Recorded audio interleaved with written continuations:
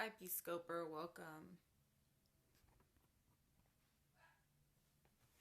Hi, Orlando. Welcome.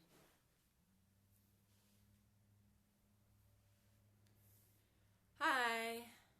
Hello. How are you guys? Welcome to the broadcast. I'm just going to wait a little bit and see if there's more people that come in because I think yesterday I just didn't wait and I just went for it and people started coming in later. So, um, oh, the dog is just going to be going. I'm in the office. Yeah, I'm in my office. Hi, Jessica. Welcome. Hold on. I'll be right back. So it's going to be making a racket.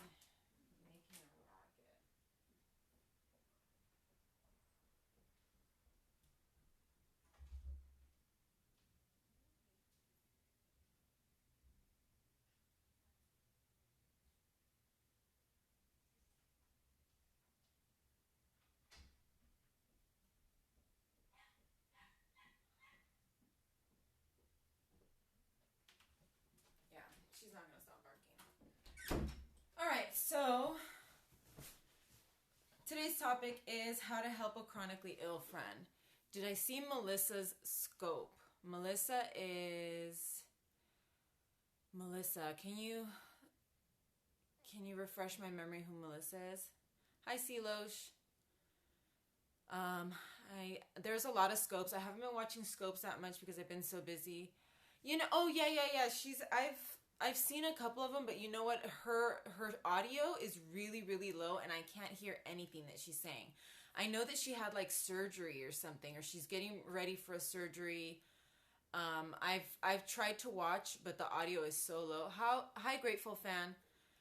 The audio is so low that I can't hear what she's saying.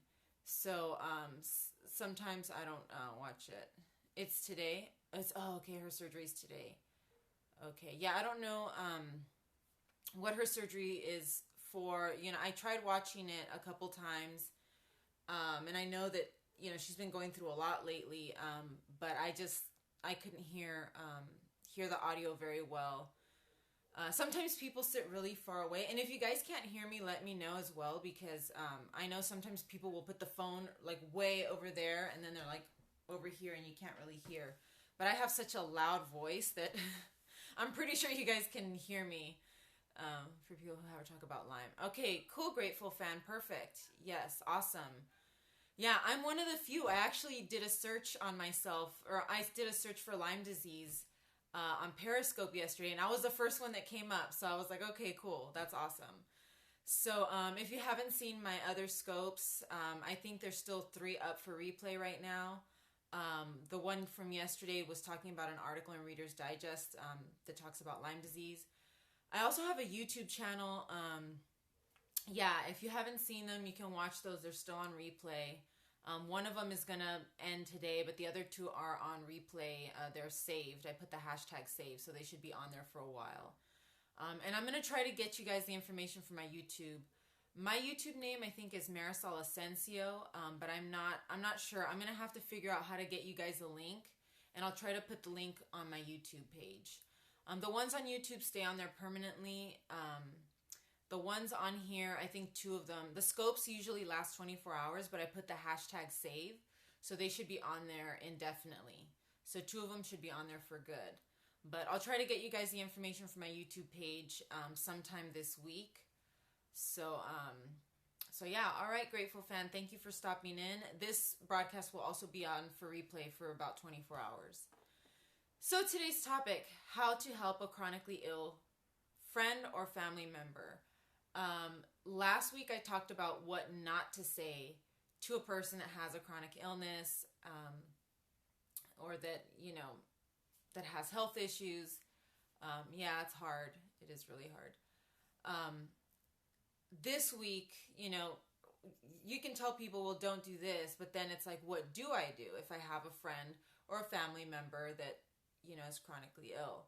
So, some of these just come from my own personal experience. Some of these I got online.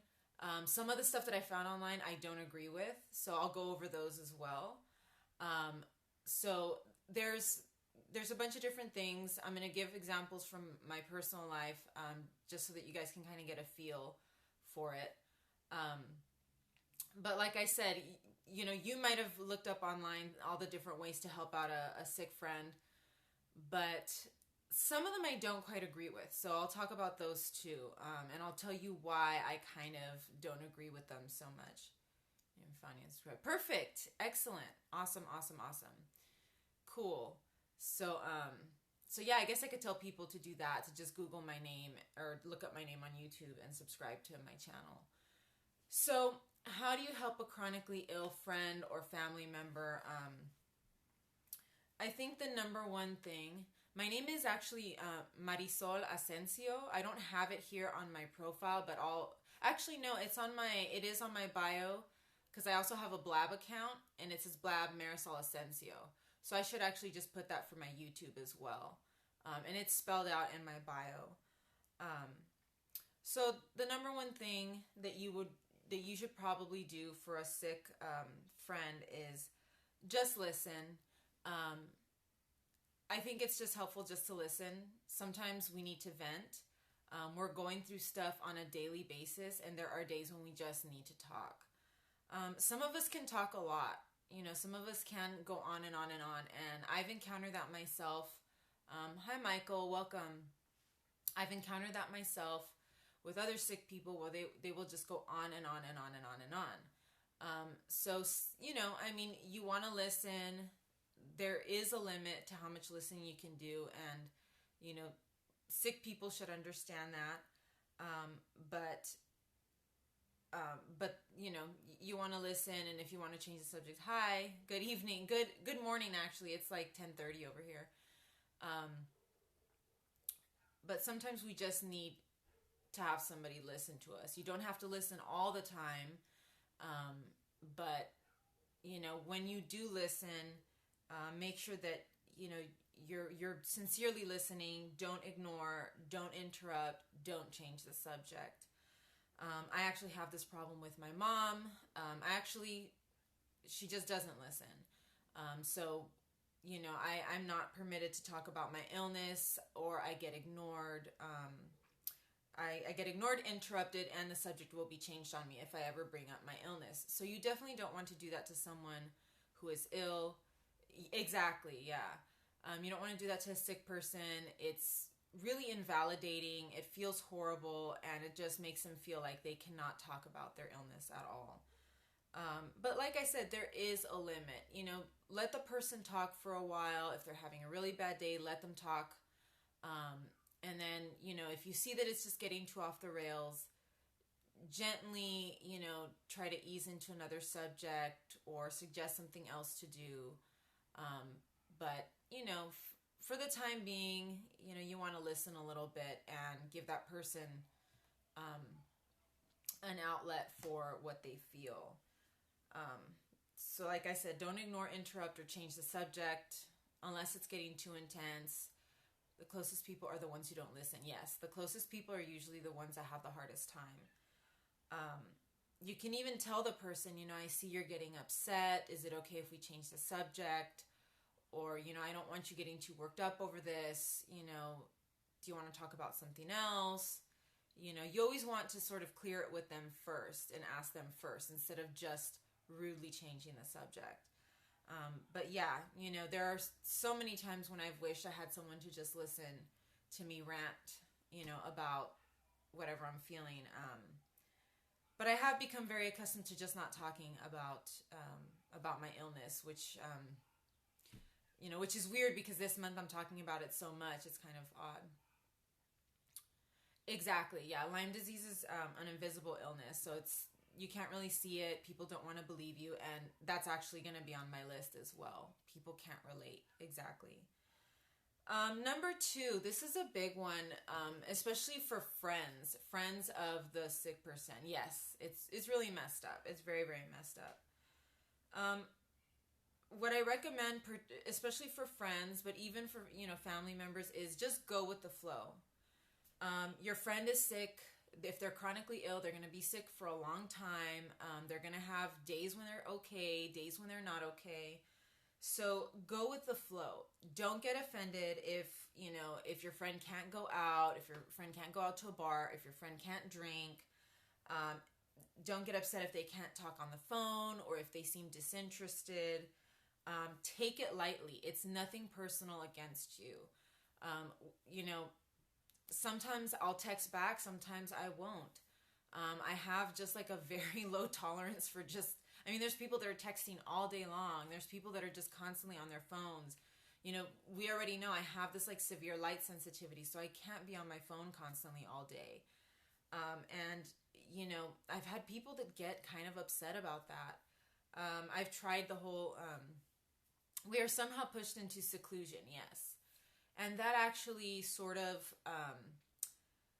it kind of affects our trust in other people. And I think trust is a huge issue for sick people as well. And that's sometimes why we don't respond to text messages, or why we seem sort of disinterested in phone calls, because, friends, once they see that you can't go out, hi, sweet Deluso, welcome.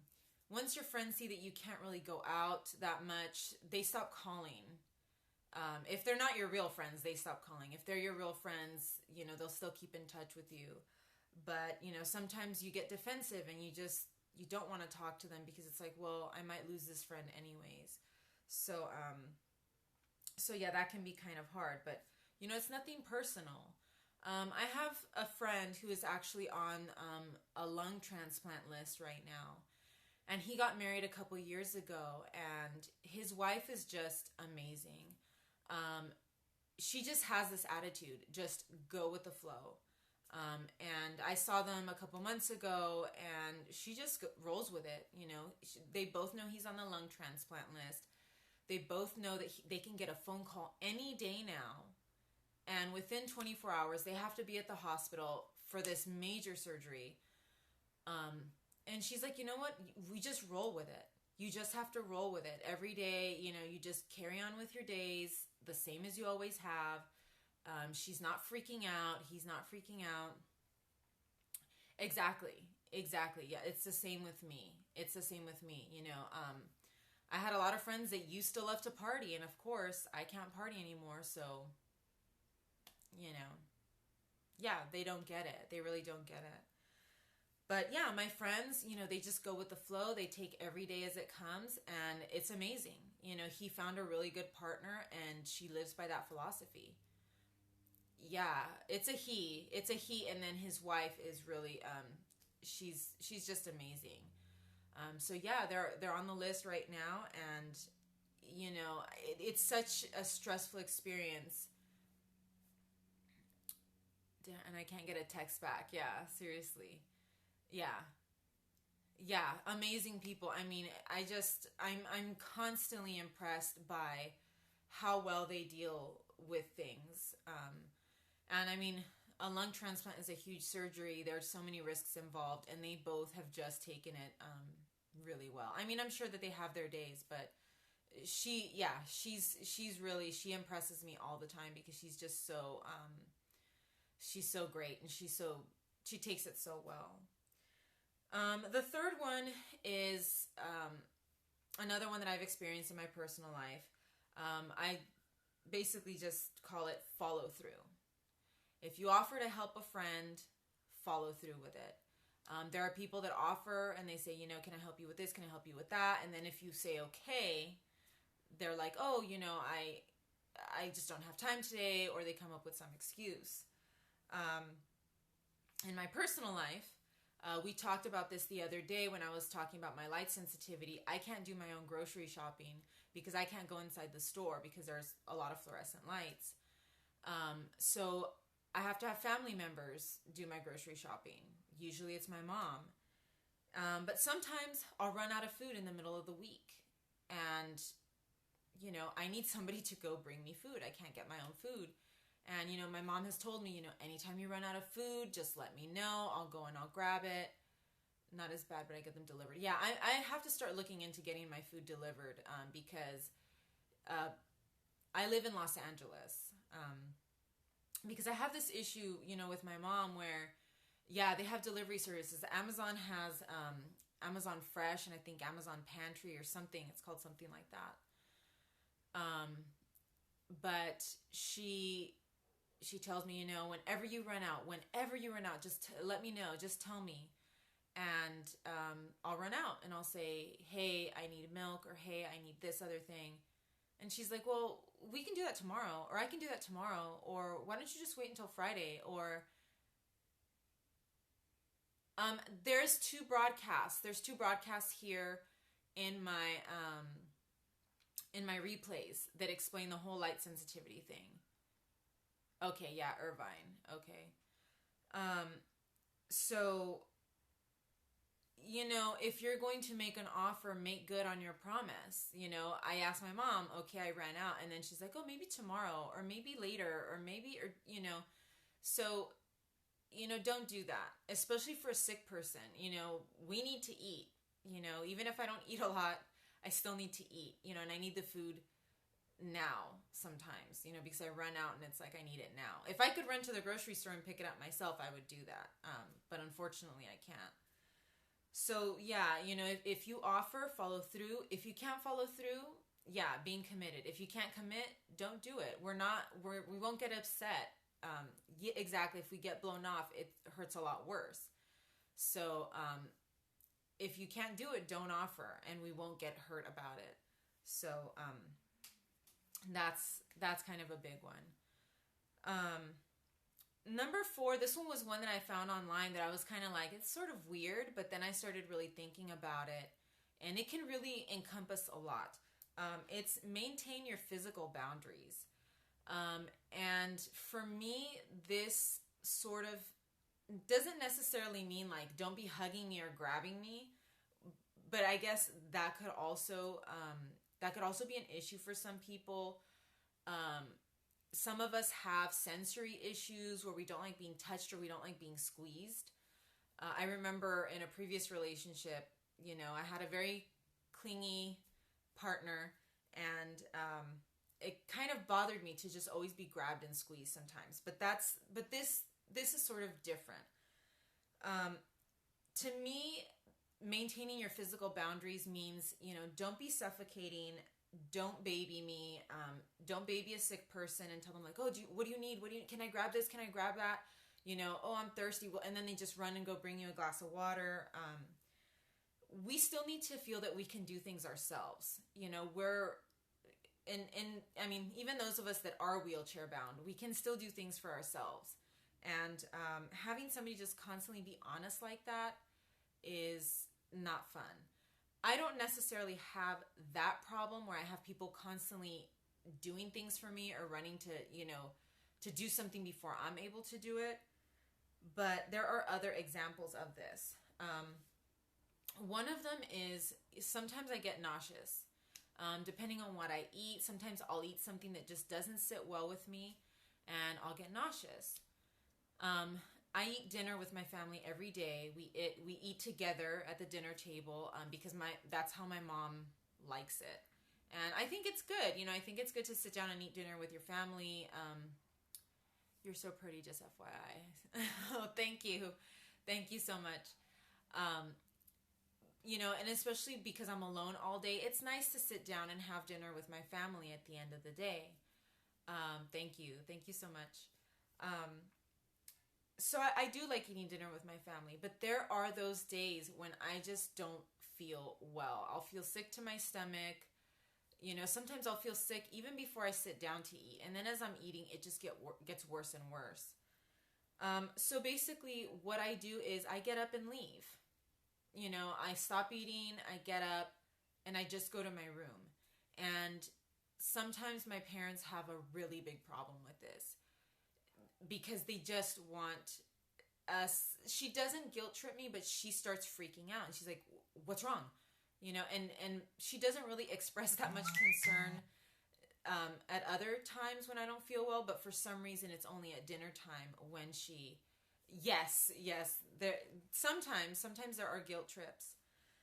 But she'll be like, "What's wrong? What are you okay? Like, what's going on?" And it's like, I just feel nauseous. I'm just going to go to my room and sit down for a little bit. That's all. That's it until it passes, and then I'll come back and finish eating. yes, it's something, she has a lot of attachment to food. Food is family, and especially dinner time, something with childhood. Yes, they grew up, her family is very centered around food. And I have a lot of food sensitivities. Yes, like eating dinner with the family. I have a lot of food sensitivities, and the food issue is just a huge point of tension between me and her. And I'll probably talk more about that in a separate scope. But it just freaks her out. And, it also bothers my dad. It's like, why are you feeling sick? Yes, it's a very Mexican thing. We're very food oriented. It's a very food oriented culture, food and alcohol. So it bothers them. Why do you have to leave the dinner table? You need to just sit down and force yourself and finish eating, because this is a time for all of us to be here. And it's like, I can't, and I've allowed myself that space. I used to sit down and force myself to get through the meal, but I don't anymore, because that's my space. That's my physical boundary. They don't get it. Yeah, they don't get it. Food, alcohol, and not talking about your feelings. Exactly. It's a very, very cultural thing. So, I get up, I go to my room. I don't care what they say. This is my physical boundary. Don't force me to stay there. And this happens in other situations as well. Birthday parties, family get-togethers. Why aren't you out here with the family? Why are you stuck in your room? Why don't you go to this birthday party? I can't. Physically, sometimes I can't do it. So I'm maintaining my own physical boundaries. And sometimes, I just have to walk away, and if my family isn't going to maintain that boundary, I definitely will. So, that's a big one. That's a big one. If your friend says, I don't feel good, and you're just kind of pushing it and say, no, let's go out, or let me come over, let me do this and that. It's just not fun. It's not fun for that person. So that one is number 4. Number 5, this one I found, this was actually 3 different ones that I combined. I found these online, and this one is really, I really like this one, but I kind of grouped these all together. Hi, Kate. Welcome. I just wanted to make sure that it was you. Thank you for sharing. Thank you. Number 5 is saying, I believe you. Validating the person, basically. So there's a few different phrases that you can use. I believe you. I know how hard you're trying. Oh, thank you. Thank you so much anyways for stopping by, Kate. I really appreciate it. I really, really appreciate it. Thank you. I believe you. I know how hard you're trying. It's not your fault. These things are all things that we sick people really wish they could hear, especially those of us that have invisible illnesses. It validates what the sick person is feeling, and it's not dismissive. And then this goes, it's very, very specific to invisible illnesses, because I don't think that you would say that you wouldn't say these things to a person in a wheelchair or a person, that's paralyzed. You don't have to tell them that you believe them, because you can see that they're paralyzed and in a wheelchair. But for those of us that have an invisible illness, we sometimes need to hear that validation, and to have people say, you know what, I do believe you. It's not all in your head. We talked about this last week, that one of the things you should never say to a sick person is, it's all in your head. It's just stress, or stress makes it worse, or, you're just invalidating their suffering. You're dismissing what they're feeling, and it's not fair. It's not fair, because we do have illnesses. And even after my diagnosis, and even after giving people evidence that I do have an illness, I still was invalidated, and I was still ignored. So if you have a friend, and your friend says, hey, I just haven't been feeling good, things just haven't been going well for me, just say, I believe you. Or if you don't believe them, just say, I know how hard you're trying. I know that you're trying. I know that you're putting effort into just getting up every day. Yes, everybody with Lyme has that similar story. It's just such a similar family dynamic. And I really want to do a scope on Lyme disease and family, because I've heard this over and over and over again from different people with Lyme, that their parents or their family members just don't get it. They just don't get it. So Lyme is very, very specific to, a very specific family dynamic with people that have Lyme disease. Yes, with fibromyalgia as well. With fibromyalgia, it's very, very similar.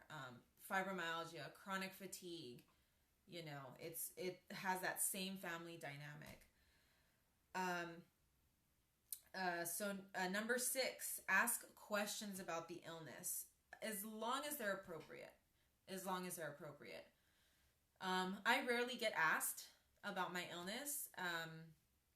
So what happens if you stay in the light? If I stay in the light, you can look at my other scopes as well, the other 2 scopes that I have up, and they go into specifics, but I usually get headache, nausea, disorientation, I can't focus, pain in my neck and shoulders. So sometimes pain in my stomach. It's really bizarre, but that's what happens if I'm exposed to fluorescent or LED light. Incandescent light is fine. Sunlight is fine as long as I have sunglasses. But yeah, that was an appropriate question. That was actually pretty good. What happens if you stay in the light? I've had people ask me, how are you feeling? That's perfect. I'm feeling okay today, or I'm not feeling so good. What's up with, your doctor? What's the status on this medication? Those are all appropriate. I have had people ask me other questions. Can you have sex?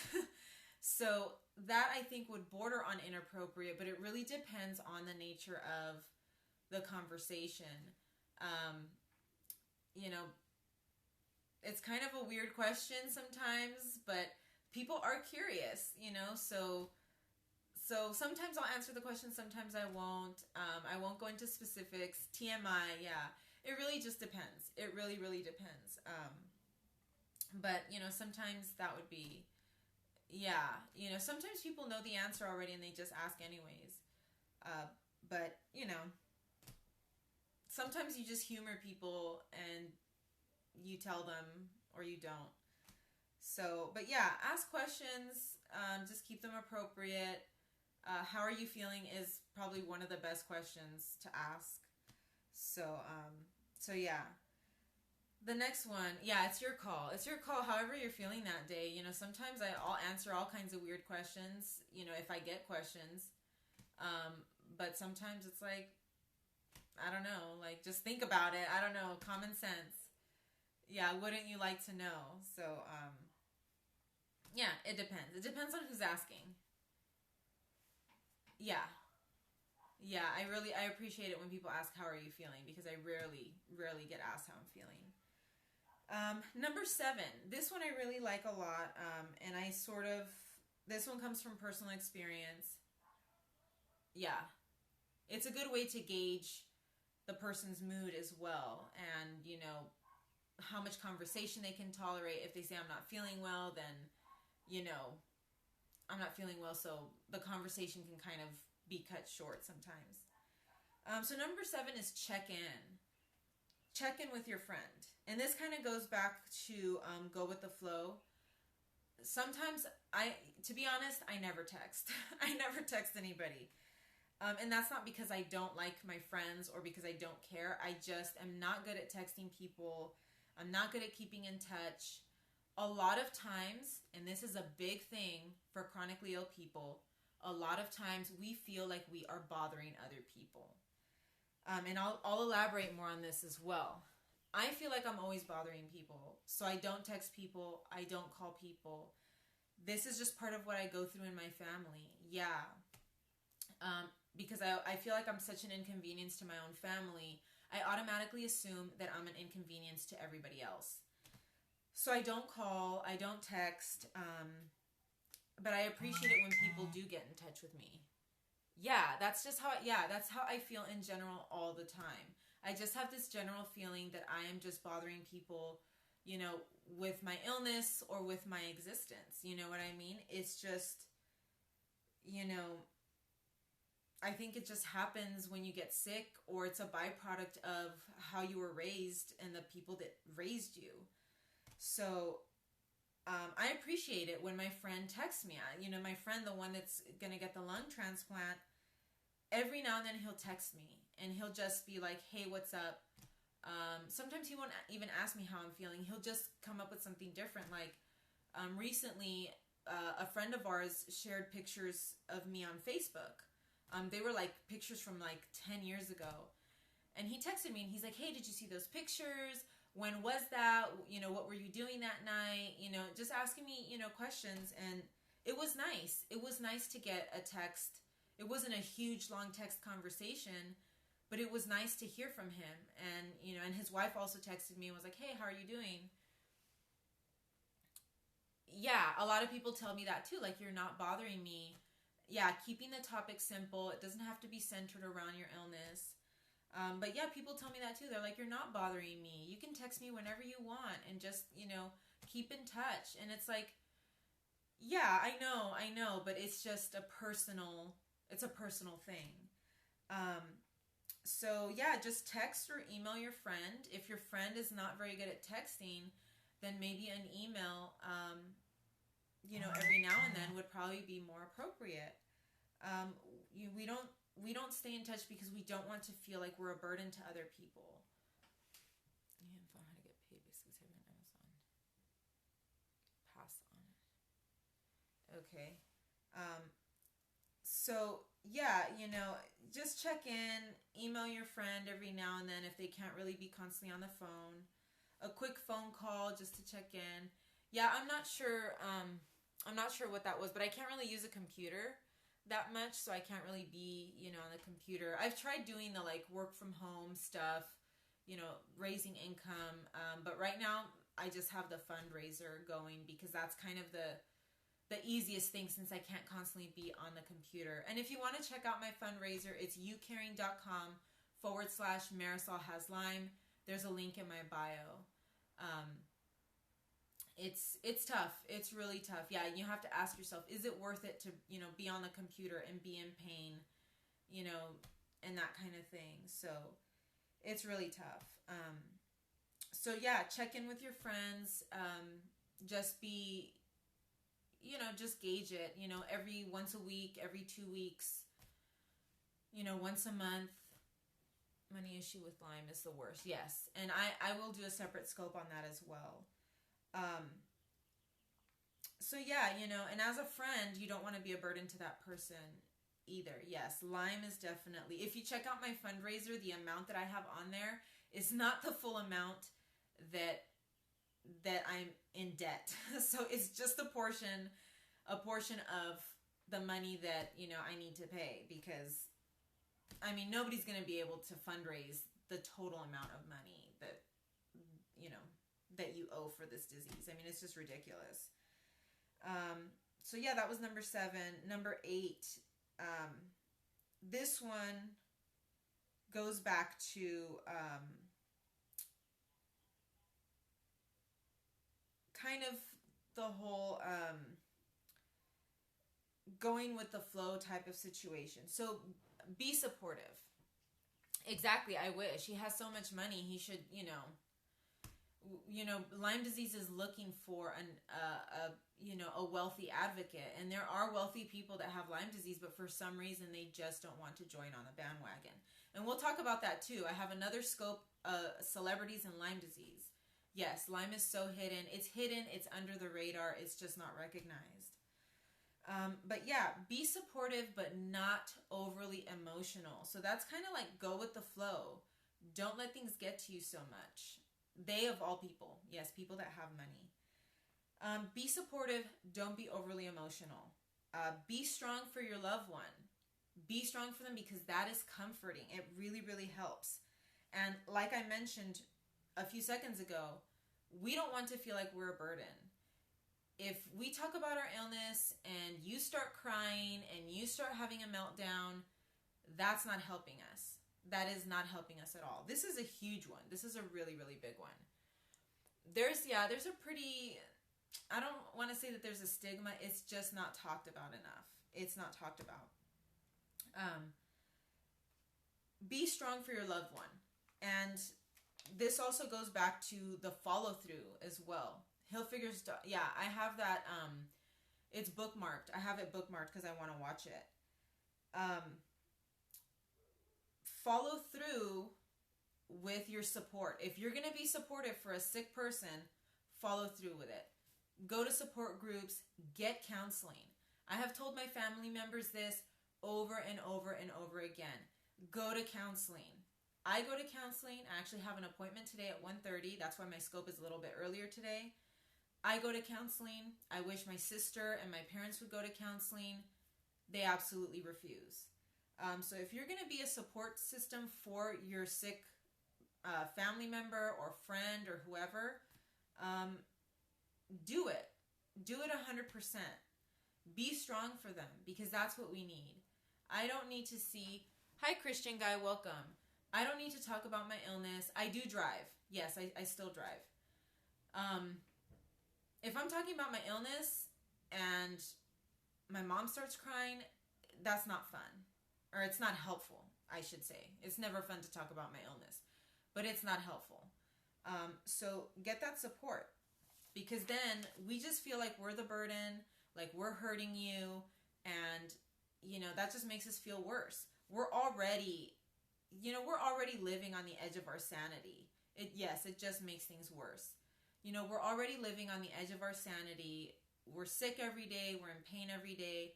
The last thing we need is to have somebody break down and cry and make us feel even worse. It just confirms that we're a burden and that we're unpleasant to be around. So get support. Like I said, go to therapy, join a support group, research the illness so that you know what it does to your loved one. And that way or you have an idea of what they're going through. Yes, you have a question? And it also shows that you genuinely care about that person. It's not just like, oh, I believe you. I believe that you're sick. If you're going to support groups and you're going to therapy, that's a gesture that shows them, I'm serious about this. My friend that's going to get the lung transplant, both of his parents go to caregiver support groups. His wife goes to counseling. They both go to counseling together. They're doing it. They're doing it 100%. So, that's what you got to do. You know what I mean? That's, to show them that you really, really care. Yes. If your mom also has chronic Lyme, that's hard. Yeah, you have to be there for her. She has to be there for you. But you also want that balance. If you're there for her and she's not there for you, then that's not fair. And I have that same dynamic in my family. If my mom gets sick with a cold, I have to be constantly there, and sympathetic. If I'm not sympathetic, then it's like I'm just, I'm a horrible person. But she can completely ignore the fact that I have a chronic disease every single day. Exactly. I mean, that's what I think. That's how I feel. But you can't tell them your illness is a joke. I had that same dynamic in my marriage. My ex-husband had a psychiatric condition, and I was there every step of the way. I was in counseling. I was taking him to doctor's appointments.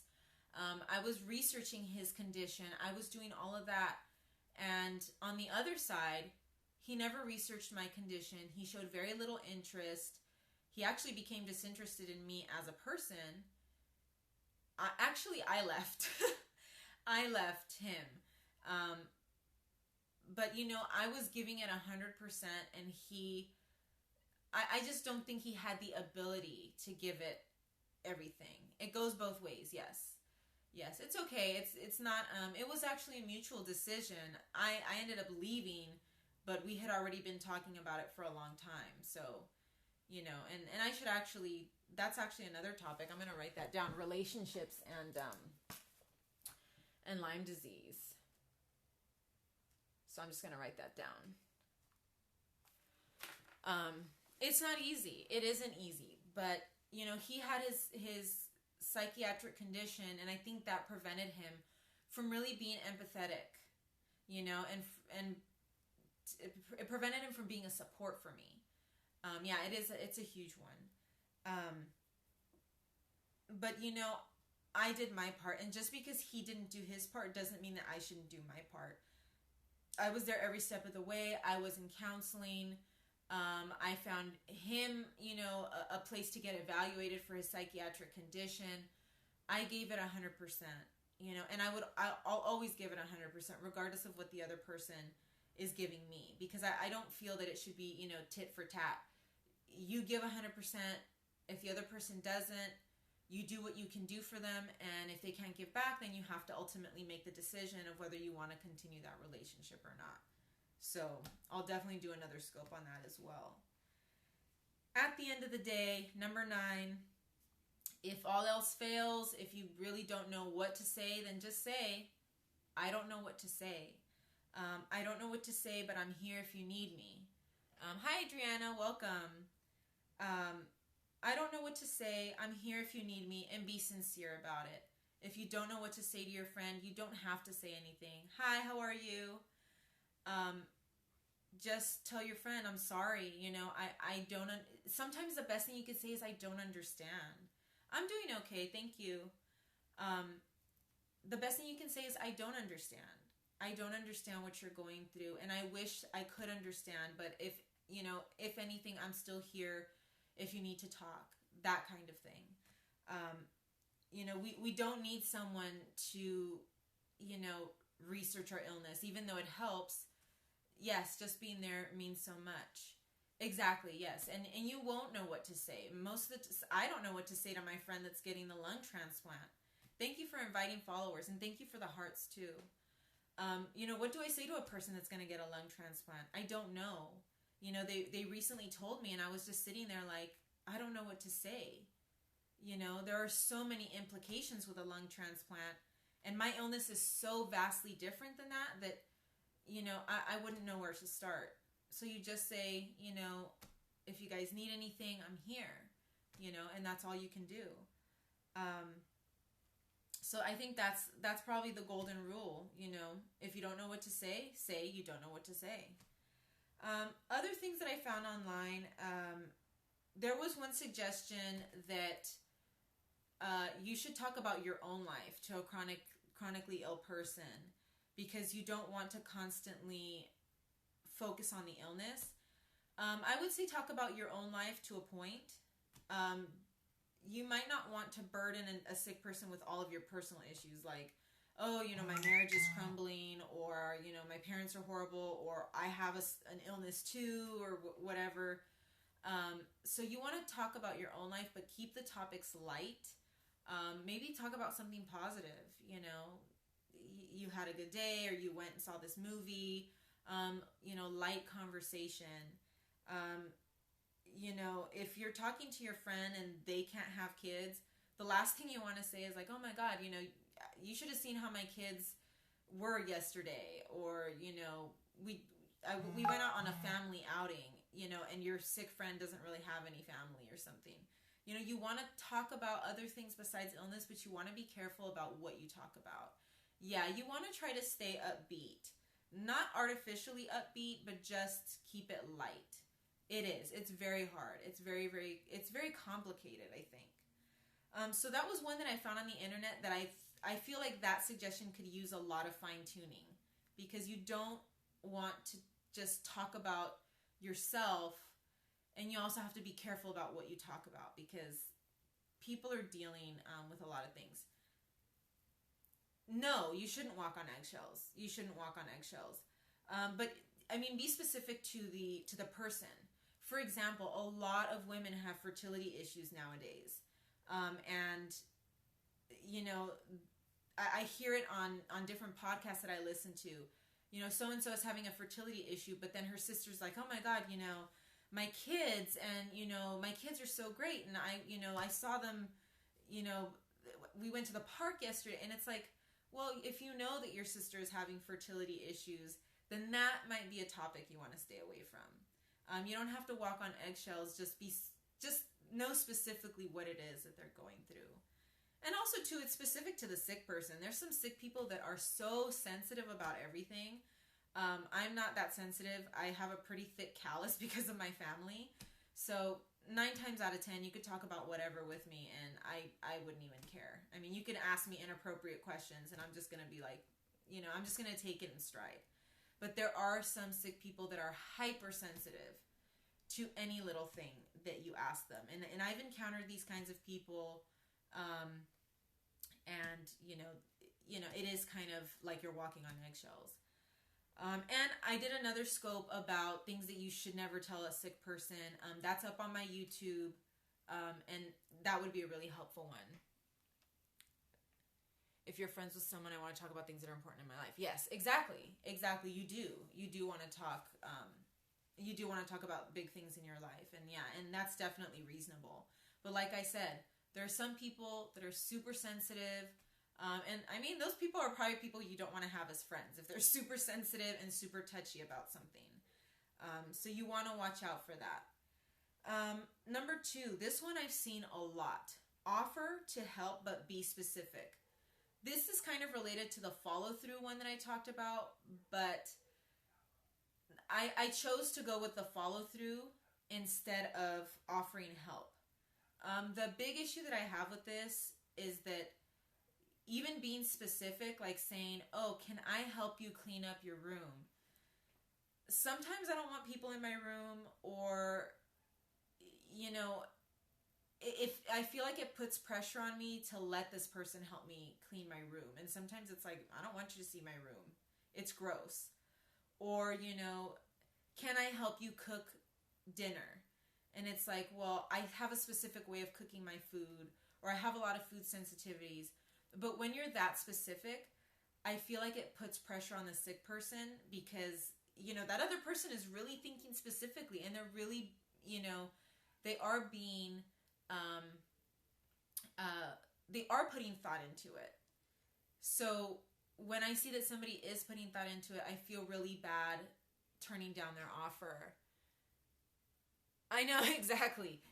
You do feel very fortunate, and I do appreciate it when people offer their help in specific areas. But personally, I feel, hi Queen Andrea, welcome. But personally, I feel like there's a lot of pressure. Like this person is being very specific, and I should say yes. I just think, can we help you with anything? Yeah, sometimes I feel like I would be more comfortable with that. But like I said, it's more about follow through. If you offer to do something, follow through with it. If not, don't.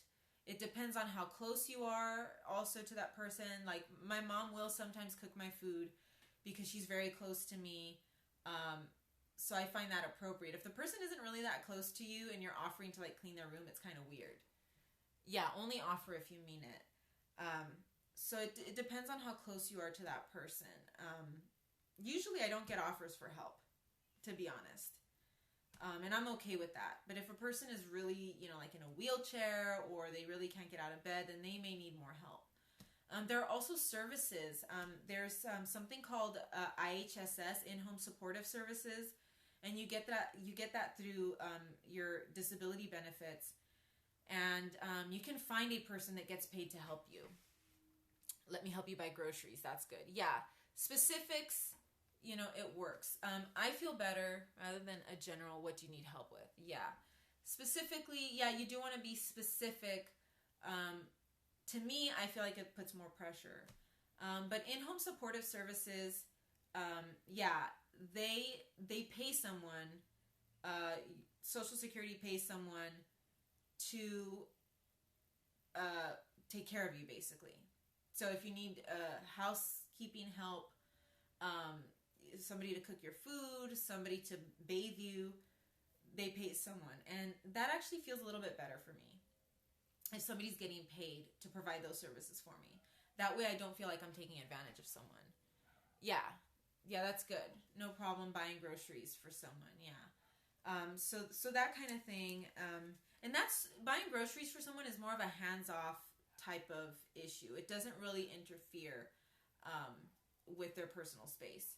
Yes, that's really good. I went through months of a hassle trying to get the IHSS services, and I finally was able to get a hold of them yesterday. It was just, I mean, it's just such a nightmare. And that should be another topic for another scope, is just what we have to go through to get the help that we need.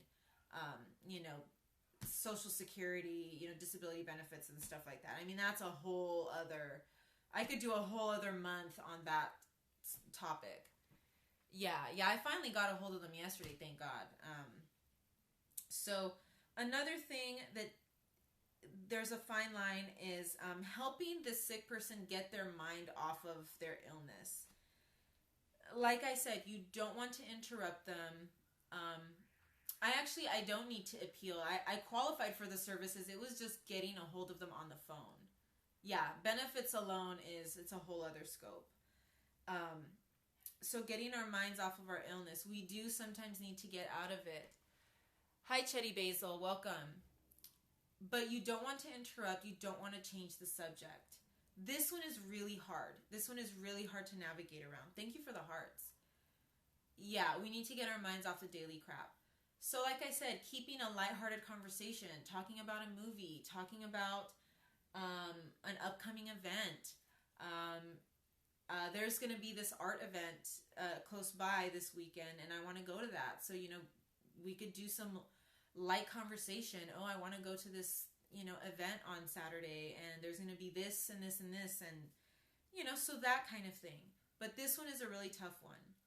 I have met a lot of people with Lyme disease that are extremely, extremely obsessive about this illness. And I find that to be very unhealthy. That's part of the reason why I never really talked about this illness, with the exception of this month.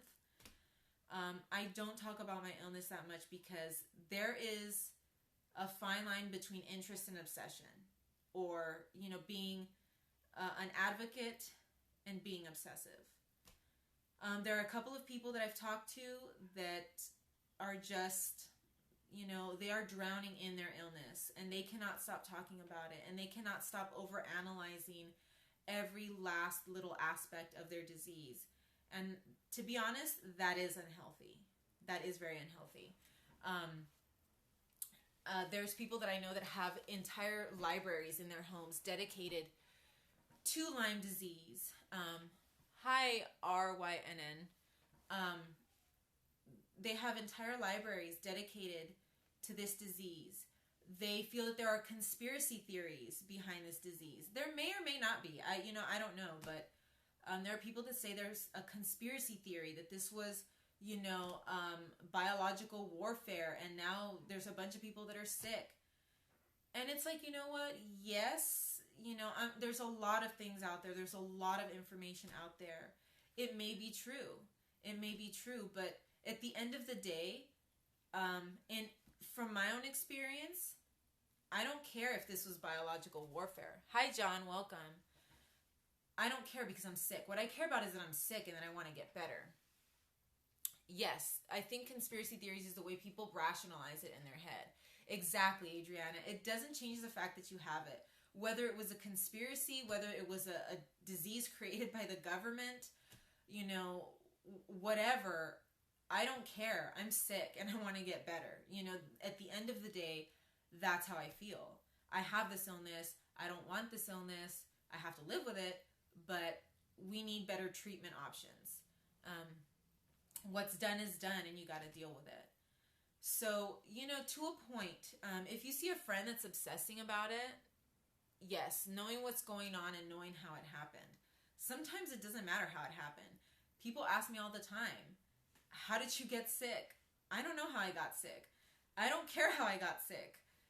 I'm sick, you know, and I want to get better.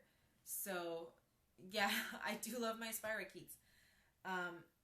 But, you know, sometimes if you have an obsessive friend, you want to sort of pull them out of it a little bit. So gently change the subject or talk about something different. You know, if you see that they're getting annoyed by that, then, yeah, you joke to lighten the mood. There was one guy that I talked to. We met at a Lyme group, and then we met up afterwards. Yeah, it doesn't matter. I mean, sometimes it does matter what the diagnosis is, but at the end of the day, illness is illness. Yeah, I don't like the politics either. There's people that always say, at least it's not cancer. In my opinion, illness is illness. It doesn't matter what kind of illness it is, you're still sick and it's still affecting your life. So, what's with the comparisons, and why does it matter how it happened? Yeah, you're living with it and you have to live with it. So, knowing where it came from or knowing why it's there doesn't really help anything. Yes, chronic illness is a universal experience. Yes. Sometimes we want to, punch people that say these things. So I met up with a guy from a Lyme disease group, and I mean, he was just so obsessed with this illness. And I could see that, it wasn't a friendship that was really going to grow, because it was going to be a friendship based on this disease. And so I never met up with him again. I felt really, really bad about it, but I didn't meet up with him, and because I just can't live like that. I can talk about my illness to a certain point, to different places, yeah. I can talk about my illness to a certain point, but I could see that every time that, if we were to get together again, it was just going to be based on Lyme disease. Yes, and that's actually what I'm looking for. I'm looking for friends that have this disease, but where we also have different common interests, and there are people out there, that have this disease and have similar interests to me, but for some reason, some of them don't want to talk about anything else. They just want to focus on this disease. And that can also be mentally taxing.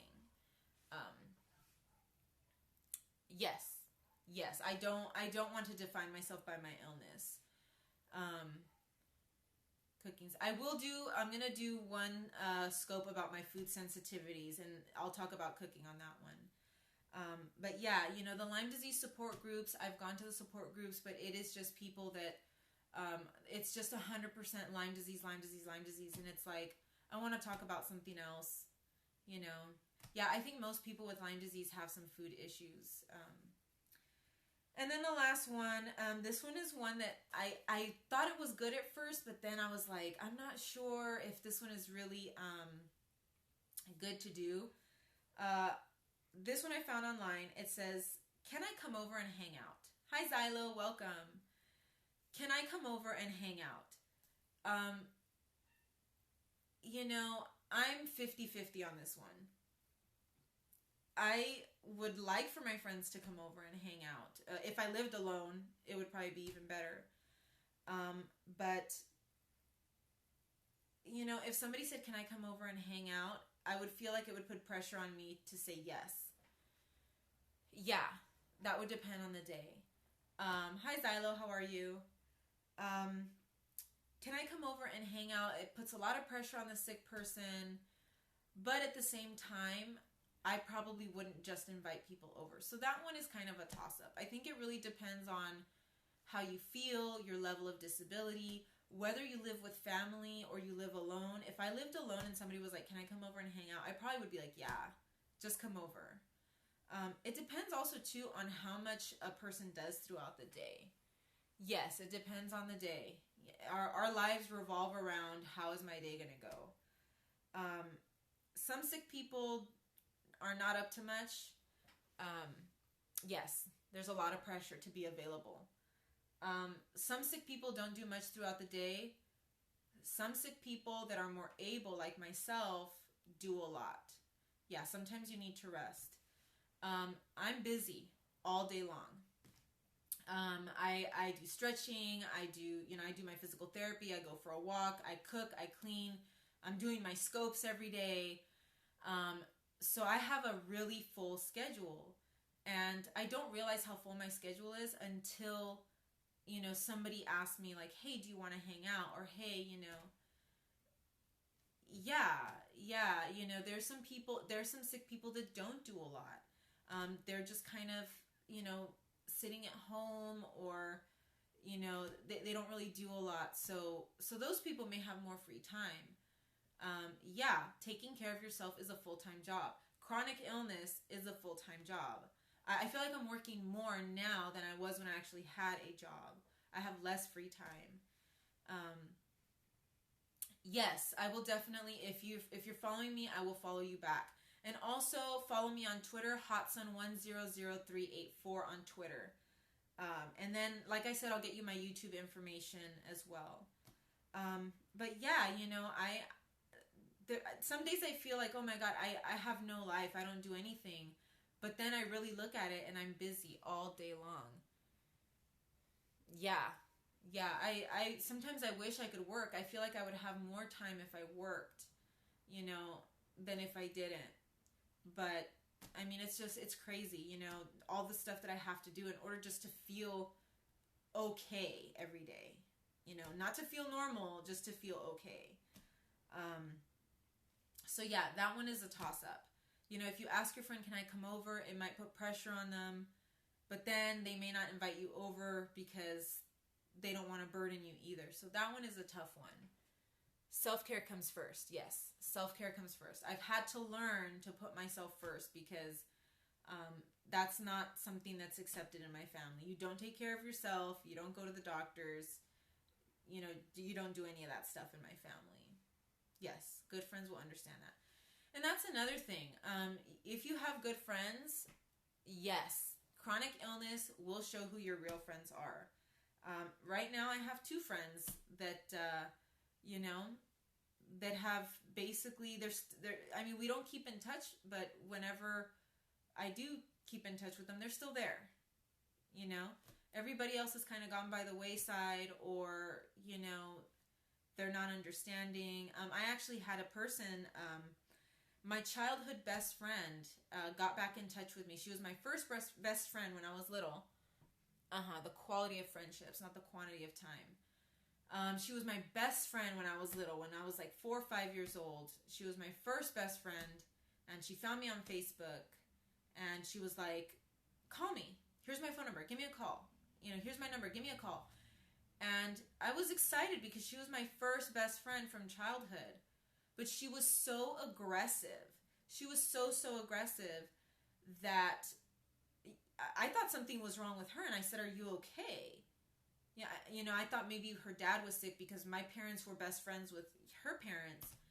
And I thought maybe her dad is sick or something. I mean, she was so aggressive. And she was like, call me. Give me a call. Call me right now. Call me. If you can't call me right now, call me tomorrow at 8. How are you? Give me a call. I want to talk to you. And I told her, I said, you know what? I have a chronic illness. Or I told her, I'm very sick, and sometimes I have a hard time. She goes, I'm sick too. I have a cold, but I'm feeling better. Call me. And right then and there, I knew that friendship wasn't going to go anywhere. And I knew that I didn't want that aggressive, that type of aggression in my life. And I've had this also when it comes to dating and stuff like that. I've had that same type of aggression. And clearly those people don't understand or are not sympathetic towards your illness. And if you encounter that, that's probably when you have to call it. Want me to post YouTube link for you or no? I will put the YouTube link in my bio. If you can you send it to me on Twitter? Just send me a direct message on Twitter.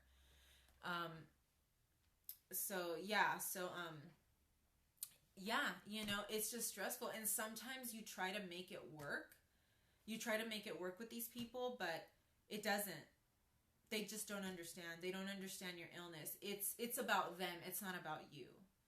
You can only do so much. Exactly. So if you see that type of aggression, then you might not want to continue that friendship.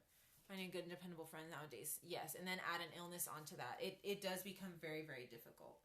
It's a lot harder. It's harder to make friends. It's harder to date because people they just don't understand.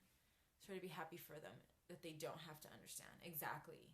You have to be selfish. Yes, Zylo, that's exactly right. And it's not being selfish. It's looking out for yourself. But yeah, that's a huge red flag. But anyways, I do not know what time it is, and I have to jet because I have counseling in a little bit.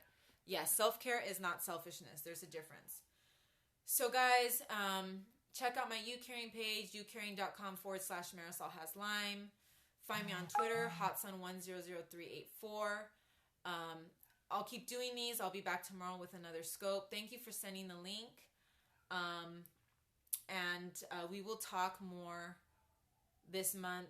Sorry I have to go because today's going to be a busy day. But thank you guys so much. Thank you for the hearts. Thank you for the shares. Thank you for the follows. Thank you for everything. You guys are really, really great. D-Sky 2001. Let me write that down. D-Sky 2001. All right, guys. Thank you so much. I'll see you tomorrow.